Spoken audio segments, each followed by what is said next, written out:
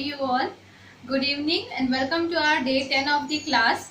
So this is part 2 of chemical reactions and equations, and in our last class we had discussed about chemical reactions, chemical and physical changes, and इसके अलावा हमने reactants and products की definitions देखी थी, right?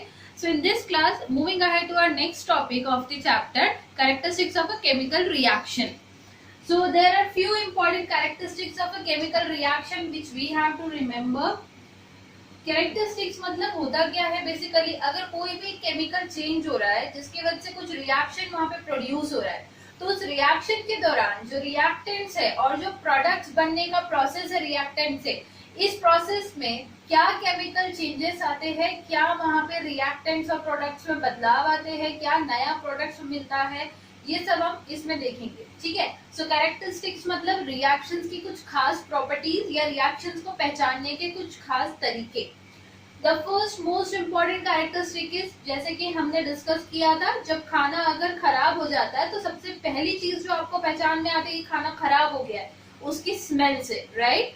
तो smell क्यों वहां पे रिलीज हो रहा है? Because of release of some toxic gases या फिर कुछ भी वहां पे एकदम ओडोर के फॉर्म में आ रहा है. वैसे ही अगर आप कर्ड बन गया ये चेक करना है तो आप क्या करते हो, देख के नहीं समझ रहा है तो खुशबू लेके समझता है. फर्मेंटेशन हो गया तो आपको खट्टी सी स्मेल आती है, राइट? सो कहीं ना कहीं फर्मेंटेशन में भी आपको पता है कि CO2 गैस रिलीज होता है, तब जाके वो फर्मेंट होता है. तो first characteristic of a chemical reaction यही है, evolution of a gas. Evolution of a gas. So during a chemical reaction there may be a evolution of a gas. ठीक है. For example, अगर जैसे मैंने आपको नॉर्मल अपने डेली लाइफ के रिएक्शंस बताए, इसके अलावा अगर हम केमिकल इक्वेशंस में हमारे रिएक्शंस में बात करेंगे तो आपको पता होगा कि कोई भी metal, for example zinc, if reacts with dilute acids, any kind of dilute acid, this is sulfuric acid, H2SO4 is sulphuric acid. क्या मिलेगा यहाँ पे? This is zinc metal. First 30 elements याद है तो ये हमारा 30 एटॉमिक नंबर वाला मेटल है. तो क्या मिलता है यहाँ पे हमें? ZnSO4 plus H2 gas is release, right? This is zinc sulphate. Okay. तो कोई भी मेटल डाइल्यूट एसिड्स के साथ रिएक्ट करेगा तो उसका सॉल्ट मिलने वाला है मेटल का, प्लस हाइड्रोजन गैसेस रिलीज. और एक एग्जांपल ले लेते हैं, sodium metal plus HCl. HCl कौन सा एसिड है? Hydrochloric acid, right? तो आपको मिलता है यहाँ पे NaCl प्लस H2 गैस. अब ये H2 है, यहाँ पे 2 होना चाहिए इसलिए यहाँ पे 2 दिया. क्लोरीन पे 2 हो गया, यहाँ पे 2 लगाया. सोडियम पे 2 हो गया, यहाँ पे 2 लगाया. ठीक है. इस तरीके से रिएक्शन को बैलेंस किया, जो हम डेफिनेटली बाद में आराम से सीखेंगे, कोई इशू नहीं. तो ये रिएक्शन आपने 8th स्टैंडर्ड में एक्सपेरिमेंट्स में परफॉर्म किया हो सकता है metals and non metals chapter के दौरान बहुतों ने. जैसे ही सोडियम मेटल के टुकड़े को अगर हम HCl एसिड में या फिर पानी में भी डालते थे तो हाइड्रोजन गैस रिलीज होता था, which is combustible gas.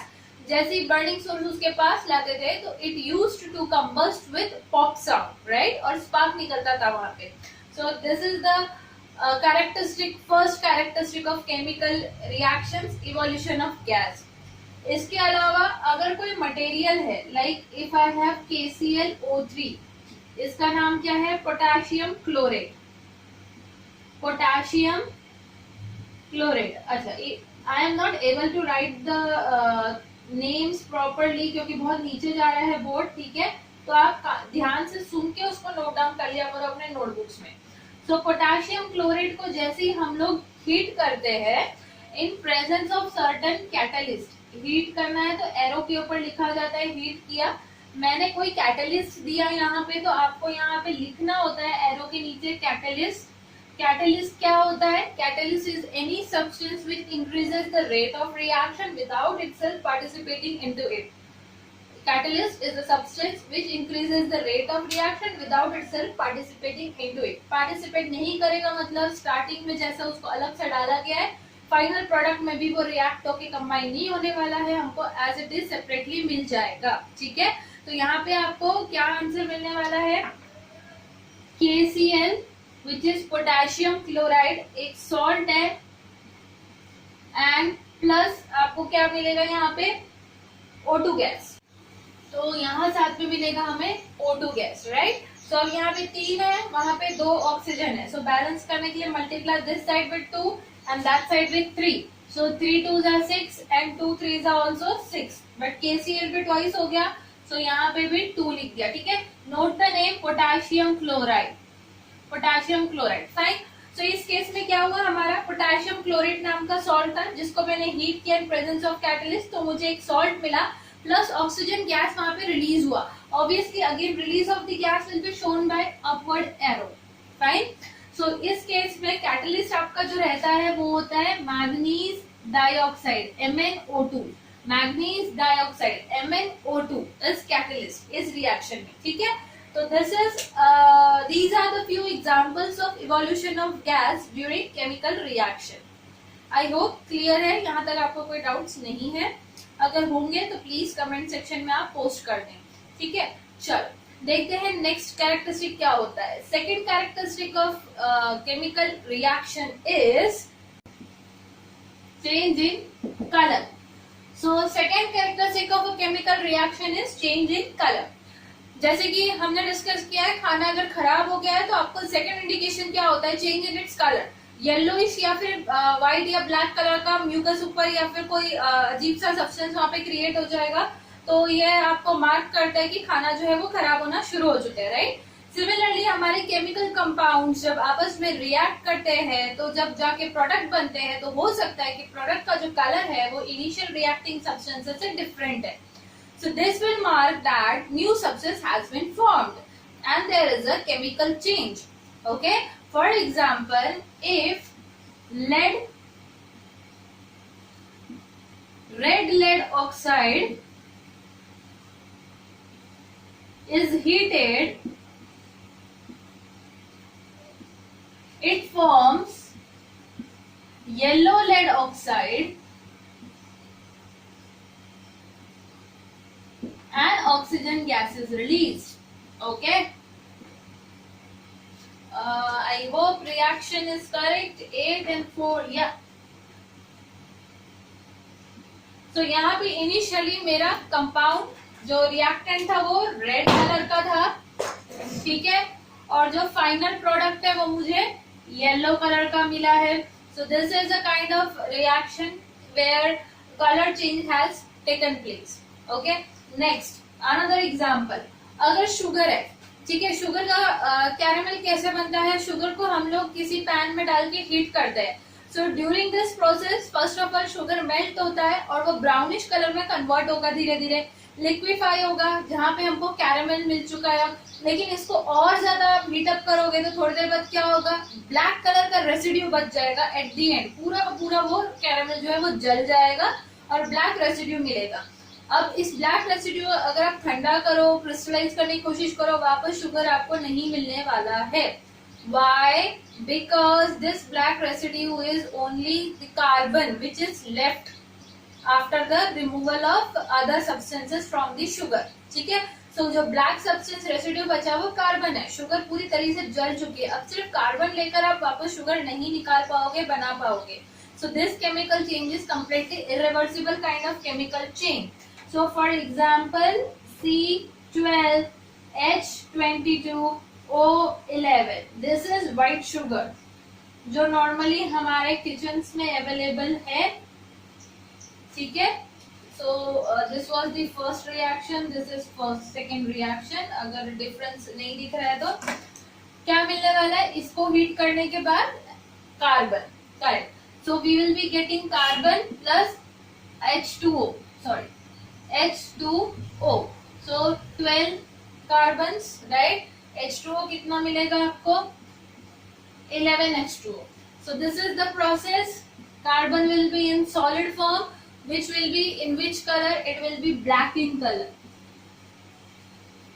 Okay. So white sugar था जिसको हीट किया, आपको ब्लैक कलर का कार्बन मिल गया, यहाँ पे केमिकल चेंज हुआ है जो चेंज इन कलर से मार्क हुआ है, ठीक है। Another very important example which we need to remember for our board point of view is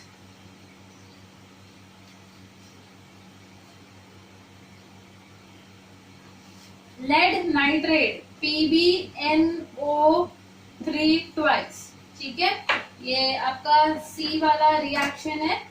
lead nitrate is actually white in colour, white lead nitrate.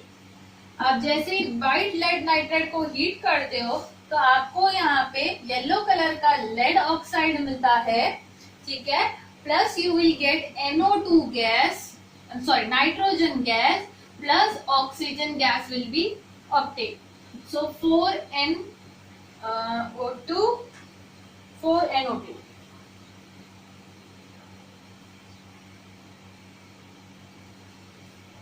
ठीक है, इस तरीके से। सो NO2 जो है ये भी आपका गैसियस फॉर्म में है और ये ब्राउन कलर के फ्यूम्स मिलते हैं इसके आपको। So this is very important reaction from the board point of view which you need to keep in your mind. So white color का lead nitrate को जब आप हीट करते हो तो आप लोगों को येलो कलर का लेड ऑक्साइड मिलता है with brown fumes of nitrogen dioxide and oxygen gases release. Please इस रिएक्शन को अच्छे से शामा करके रखिए, आप इसको कोशिश करो कि दिमाग में बिठा दो जितने अच्छे से बिठा सकते हो। Then so moving ahead towards our third characteristic of chemical reactions. So next one is third one, formation of precipitate. अब precipitate होता क्या है? जब आप लोग के कुछ केमिकल कंपाउंड्स आपस में रिएक्ट करते हैं, कोई दो सपोज सॉल्युबल कंपाउंड से लिक्विड फॉर्म में है और आपस में रिएक्ट कर रहे हैं, रिएक्ट होने के बाद कुछ ऐसा सब्सटेंस फॉर्म होता है जो नीचे बॉटम में कंटेनर के सेटल हो जाएगा और दूसरा सब्सटेंस जो है वो एक्वस फॉर्म में सॉल्यूशन में डिसॉल्व रहेगा। तो जो नीचे सेटल हो चुका है बॉटम में सब्सटेंस कंटेनर के, उसको हम बोलते हैं precipitate. So insoluble substance which settles at the bottom of the container after the reaction has occurred is known as precipitate, ठीक है, the insoluble compound of formed as a product. Example, अगर आपको थोड़ा भी मेटल्स एंड नॉन मेटल्स याद है 8th standard का, तो उसमें आपने एक बहुत ही प्यारा सा एक्सपेरिमेंट करके रखा होगा। कॉपर सल्फेट का सॉल्यूशन है आपके पास, ठीक है, एक्वस फॉर्म में है। एक्वस मतलब कॉपर सल्फेट नाम का सॉल्ट जो ब्लू कलर का होता है, उसको आपने पानी में डिसॉल्व करके उसका सॉल्यूशन बनाया हुआ है। तो जब भी कोई भी चीज सॉल्यूशन फॉर्म में होती है तो उसको हम एक्वस कहते हैं। So this solution is actually blue in color. So whenever this solution, इस solution के अंदर आप कोई more reactive metal डालते हो, for example if you put iron nail, suppose आपने इसमें iron filing या iron किसी भी फॉर्म में डाल के रखा, so थोड़ी देर बाद आप क्या ऑब्जर्व करोगे, यहाँ पे आपको मिलने वाला है फेरस सल्फेट एक्वस फॉर्मेट में, जो कि है स्लाइट ग्रीनिश कलर का, ठीक है, प्लस इसके साथ यहाँ पे क्या हुआ, फेरस ने कॉपर को डिस्प्लेस करके बाहर निकाल दिया और फेरस सल्फेट बनाया है। तो बाहर अकेला जो बॉटम में बचने वाला है वो होगा कॉपर, Cu, ठीक है, in solid form. So this is C, capital C and small u। आप सिंबल्स प्लीज सही से बनाया करें, सिंबल्स में कोई भी गड़बड़ बियर नहीं की जाएगी, आपके मार्क्स कटेंगे डेफिनेटली। केमिस्ट्री है, जैसा जो जिसका जो नाम है उसको वैसे ही लिखना है। So copper in the solid form will be formed at the bottom. So ये कैसा होता है, रेडिश ब्राउन कलर का डिपोजिशन होता है at the bottom, right? So इसको हम बोलते हैं एक तरीके से रेसिड्यू या फिर प्रेसिपिटेट बोल सकते हैं। ये एक्चुअली प्रेसिपिटेट भी नहीं कहा जा सकता, इसको रेसिड्यू बोलना पड़ेगा। एग्जैक्ट अगर प्रेसिपिटेट का आपको एग्जाम्पल चाहिए तो आपको दो एक्वस सॉल्यूशंस लेने पड़ेंगे।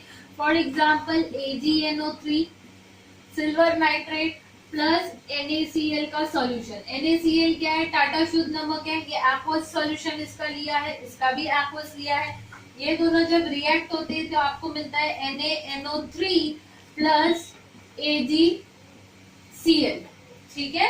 तो यहाँ पे NaNO3 जो है ये आपका एक्वस फॉर्मेट में प्रेजेंट है, ये आपका सॉल्युबल सब्सटेंस है। लेकिन जो AgCl at the end of the reaction produce हुआ है ये सॉलिड फॉर्म में रहेगा, ये प्रेसिपिटेट होके नीचे सेटल हो जाएगा, ब्लैकिश कलर की प्रेसिपिटेट मिलेगी।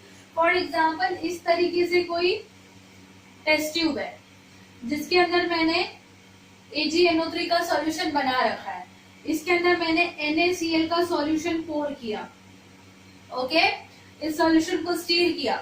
After some time what will I observe, कुछ तो यहाँ पे लिक्विड फॉर्म में रहेगा, लेकिन कुछ यहाँ पे नीचे ब्लैकिश कलर का डिपोजिशन मिलेगा मुझे, बॉटम में सॉलिड सेटल हो चुका रहेगा। ये जो सॉलिड है ये होगा AgCl, और यहाँ जो लिक्विड फॉर्म में बच रहा है वो होगा NaNO3।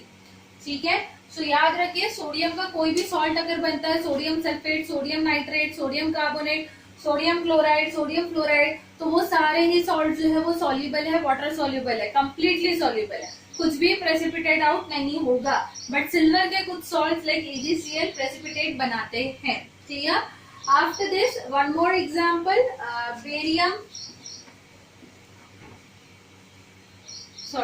Barium chloride, BaCl2, barium का वैलेंसी 2 है। ठीक है, तो BaCl2 would be the formula of barium chloride plus sulphuric acid H2SO4 sulphuric acid है। आपको छोटे छोटे एसिड्स के फॉर्मूले याद होने चाहिए।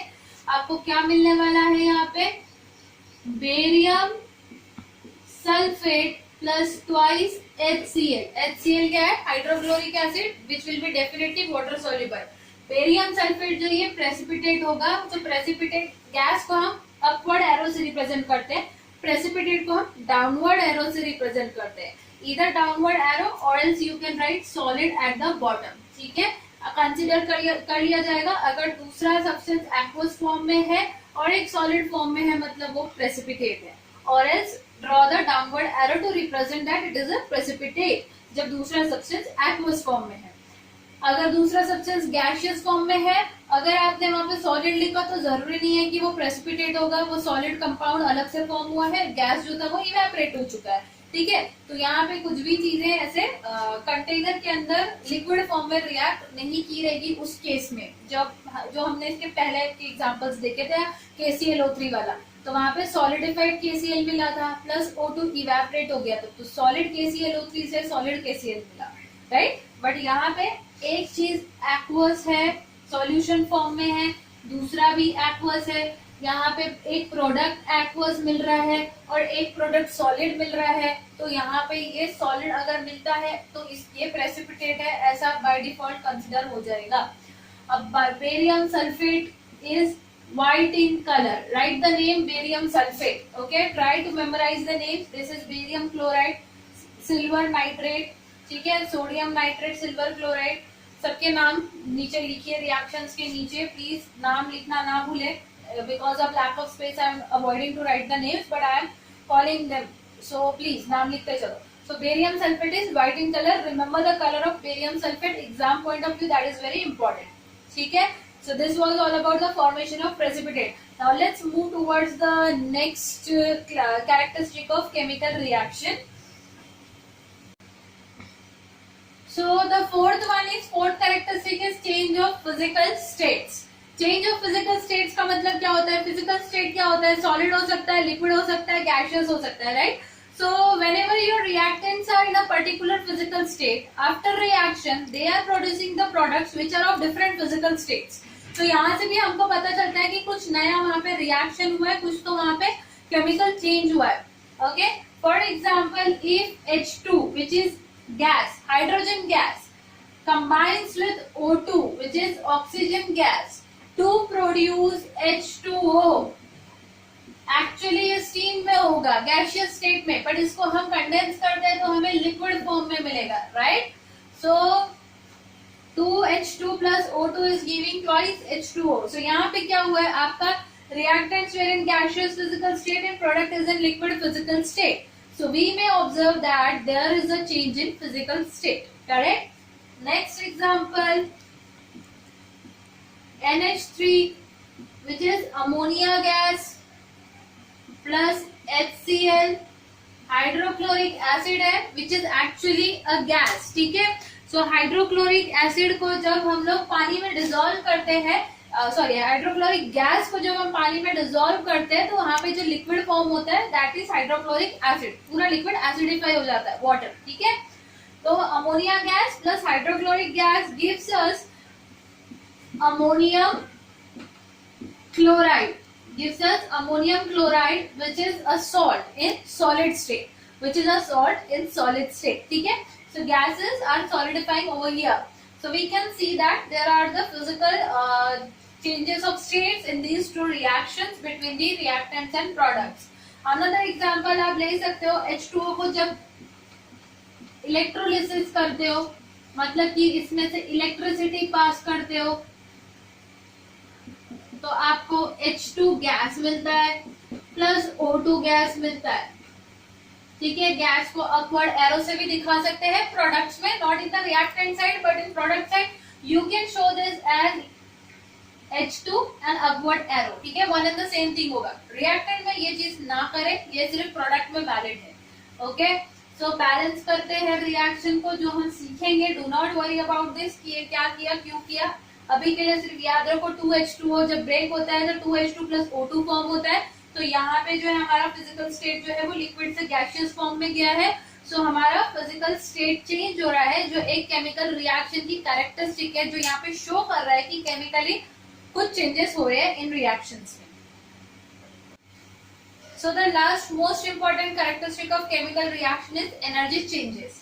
So whenever there is a chemical change, we had already discussed that there is always a change in energy. Either there is absorption or loss of energy during the chemical change, right? So on this basis itself, there are two different kinds of reactions which supports energy changes. Which support. Okay. So first one is endothermic reaction. Endothermic reaction. So I am writing reaction in short. Please do not do that. Do not copy me because बहुत लिखना है इधर. So I am using shortcuts. Please आप लोग अच्छे से लिखो उसको. Second one is exothermic reaction. EXO. ठीक है? Exothermic reaction. So on the basis of energy changes during the chemical change, we have two different types of reactions: endothermic and exothermic. Endo and exo. अगर biology जिसको पसंद है तो exoskeleton आपको पता है क्या होता है. जो बाहर का हमारा हेयर लाइन है इसको एक्सोस्केलेटन बोलते हैं. एंडोस्केलेटन क्या होता है, जो स्किन के या बॉडी के अंदर होता है. सो सिमिलरली एक्सोथर्मिक मतलब जो एनर्जी बाहर रिलीज करेगा, एंडोथर्मिक मतलब जो एनर्जी एब्जॉर्ब करेगा. The second way to memorize this is entrance. क्या होता है entrance, EN, right. Entrance EN. तो जहां से जिस रिएक्शन में हीट एनर्जी या कोई भी फॉर्म ऑफ एनर्जी एंटर करता है, EN, एंटर, EN, वो होता है एंडोथर्मिक रिएक्शन. जिस रिएक्शन में एग्जिट होगा, कोई भी फॉर्म ऑफ एनर्जी एग्जिट होने वाला है, बाहर निकलेगा, एग्जिट, तो वो है exothermic reaction. So note down the definitions. The reaction in which certain form of energy is absorbed is known as endothermic reaction, whereas the reaction in which a certain form of energy is released is known as exothermic reaction. So example of endothermic reaction is carbon plus sulfur 2s gives us CS2 liquid. So here heat energy is being absorbed in this reaction. Okay.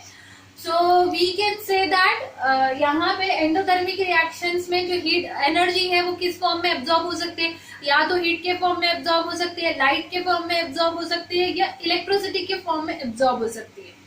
So whenever there is absorption of heat energy, the reaction is actually thermal reaction. Whenever there is absorption of light energy, the reaction is photo reaction, photo. And whenever there is absorption of electricity, then the reaction is electrolysis. ठीक है? So depending upon the type of energy being utilized, we again name the reactions into different names. So that we will be learning ahead. As of now, the important thing is to understand what is endothermic reaction.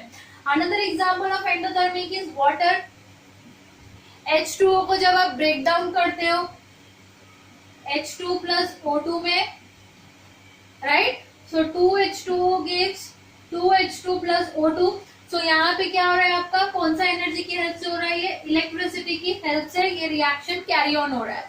So this is again a kind of endothermic reaction. Okay. Another example, कोई भी reaction का आप ले सकते हो, like burning of sugar हमने किया था पिछले एग्जाम्पल में, जहाँ पे हमने चेंज इन कलर ऑब्जर्व किया था. सॉरी, उसमें आपने लेड नाइट्रेट को हीट किया था, KClO3 को हीट किया था, शुगर को हीट किया था। तो ये सारे एग्जाम्पल्स जो है ये एंडोथर्मिक काइंड ऑफ रिएक्शन के हैं, क्योंकि इन सब में हीट एनर्जी एब्जॉर्ब हो रही है। Correct, okay. Next, exothermic reaction का एग्जाम्पल क्या होगा? जहां पे भी कोई भी particular form of energy release हो रहा है। एनर्जी याद रखिए, ना कि आप गैस की बात कर रहे हो। अब sodium plus HCl gives me sodium chloride plus hydrogen gas which is combustible which Burns with pops out, but वहां पे एनर्जी नहीं रिलीज हुआ है, वहां पे हीट नहीं रिलीज हुआ है, जो बर्न हो रहा है वहां पे हाइड्रोजन रिलीज हुआ है। So that is not exothermic reaction, make it very clear in your mind. So exothermic reaction का एग्जाम्पल अगर आपको लेना है तो आप इस तरीके से ले सकते हो, Mg+O2। मैग्नीशियम रिबन को जब हम हीट करते हैं तो हमें क्या मिलता है? MgO नाम का solid substance eight the bottom मिलता है, ट्वाइस एंड ट्वाइस, ठीक है, व्हाइट कलर का, plus energy.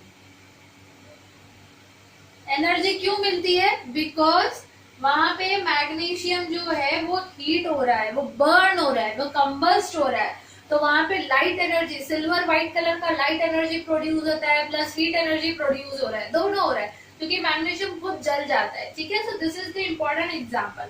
Another example would be, घर के जो कंपाउंड वॉल्स है, जनरली पहले लोग क्या करते थे, घर के अंदर बहुत अच्छा वाला क्वालिटी का पेंट लगाते थे और कंपाउंड वॉल्स पे चूना मारा करते थे।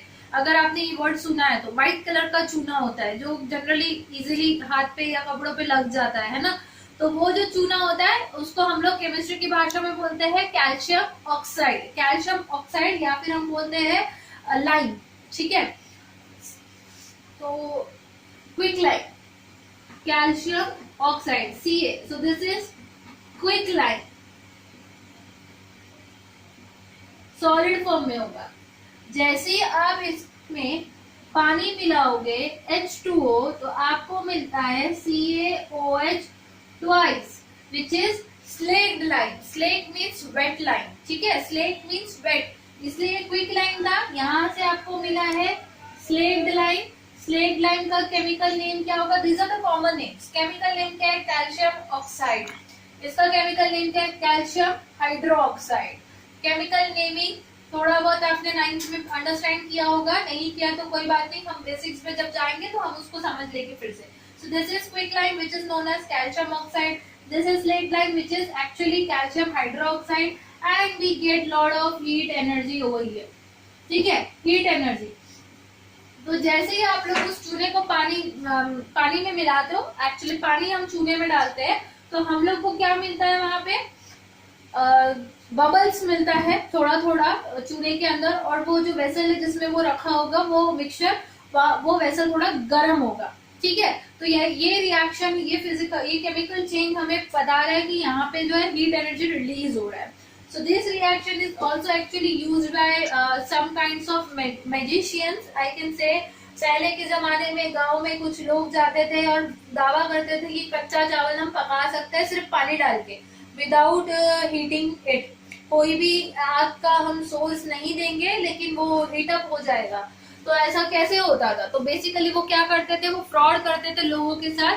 चावल में हल्का हल्का थोड़ा थोड़ा चूना मिला के रखते थे, एक्चुअली चूना नहीं, कैल्शियम ऑक्साइड, ठीक है, जो आपका क्विक लाइम है वो मिला के रखते थे। जैसे ही पानी डालो थोड़े से अमाउंट में, क्विक लाइम इज एडिबल, चूना लोग खा भी लेते हैं, आपको पता ही है। तो थोड़े से अमाउंट में अगर आप लोगे तो इट इज नॉट हार्मफुल। सो उसको जैसे ही थोड़ा सा चूना था चावल में और पानी डाला तो क्या हुआ, वो चूना पानी में मिलकर कैल्शियम हाइड्रोक्साइड बनाया, और इतनी ज्यादा हीट लिबरेट हुई इस रिएक्शन में कि चावल अपने आप वहां पे पक जाएंगे, ठीक है। और आपका कैल्शियम हाइड्रोक्साइड एडिबल है तो कुछ पता भी नहीं चलेगा किसी को, और व्हाइट कलर है चावल में। तो इस तरीके से ये रिएक्शन का मिसयूज भी किया जाता था। So this was all about the characteristics of the chemical reactions. तो हमारे पास कितनी कैरेक्टरिस्टिक्स है? 5 characteristics. Evolution of gas, change in colour, formation of precipitate, change in physical states, and last one is change in energy. Okay, because of energy changes we have again 2 subcategories, that is endothermic reaction and exothermic reaction. Endo, enter, heat या कोई भी form of energy absorb होता है, enter होता है। एक्सो, कोई भी form of energy exit होता है, रिलीज होता है, ठीक है। So this was all for today, thank you and have a good day, bye bye.